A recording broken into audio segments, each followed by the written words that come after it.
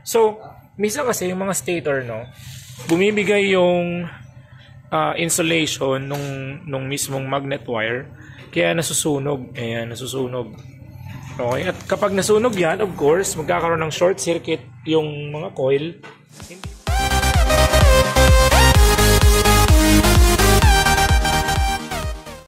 Hey guys, magandang gabi. Pasensya na kayo sa boses ko, no, kasi inabot tayo ng matinding sakit.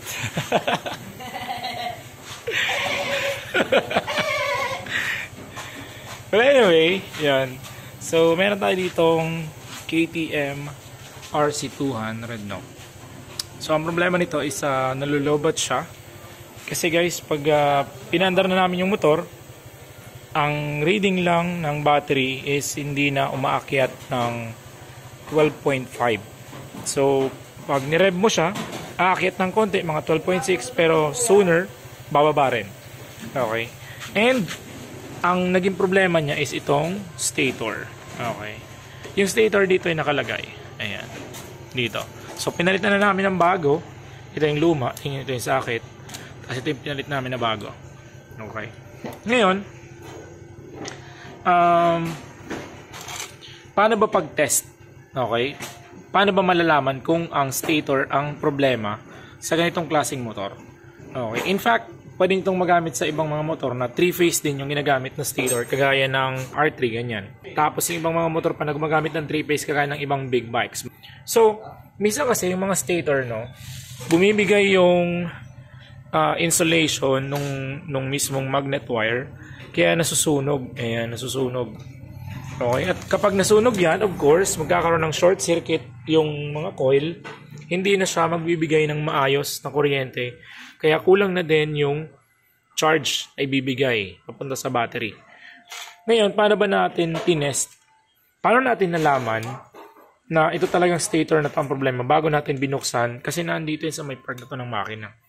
Okay, so papakitaan ko kayo ngayon ng procedure. Paano tinitesting yan? Paano ba yun? Ang gagawin nyo lang is ganito. Halimbawa, itong stator na to is nakadikit pa dito sa mismong makina. Naka-attach pa dyan sa crankcase. Pwede yung i-testing. Okay? So, pag naka-attach kasi dyan, of course, meron siyang connection yung kanyang body or yung kanyang pinaka-core, which is metal.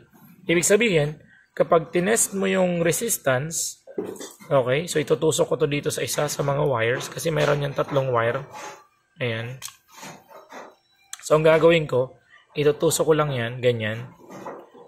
Alright?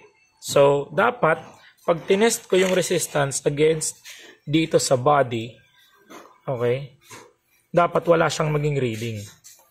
So, ito yung body niya. Pag tinest kong ganyan, supposed to be dapat walang reading. Kaso, meron siyang reading. Ayan. So, yan naka-attach. Tapos, iti-test ko dito. Ayun, may reading. Ayan. So, dapat walang maging reading sa body. Okay. Ibig sabihin, dapat yung mismong magnet wire is walang contact dito sa body. Ipoprove ko yun sa inyo dito sa bagong stator na kinabit natin. So, pag kinabit ko yung terminal, okay, yung test prod dito sa isa, sa mga wire, ganyan. So, kahit alin dyan, yung tusukin ko dito sa 3 probe na to, pag tinest ko yan dito sa body, ayan, wala siyang reading. Compared dito sa stator na nasunog, kahit alin yung tusukin ko dito sa 3 probe na to, ayan, meron siyang reading. Ayan. So, tanggalin ko, ibalik ko. Ayan. So, ibig sabihin, shorted na sa body or sa ground yung mismong winding or yung coil. Kaya natin masasabi na sunog. So, bago pa natin buksan, sure na tayo na talagang yun yung problema. Hindi na tayo mag-aaksay ng panahon at ng piyesa, for example, yung gasket, kapag mali yung diagnosis. So, ibig sabihin, ginawa natin, sinigurado muna natin yung diagnosis bago natin binuksan. Okay? So, ganun lang yung pagdadiagnose ng stator pag sira. I hope meron po kayong natutunan. Kahit po hirap na yung boses ko. Yan. So, at least nakapagbahagi tayo ng kaalaman. Again, this is Emil Customs. God bless po sa inyong lahat. Salamat po sa mga followers natin na sumusubaybay. Ride safe po sa inyong lahat. God bless and peace.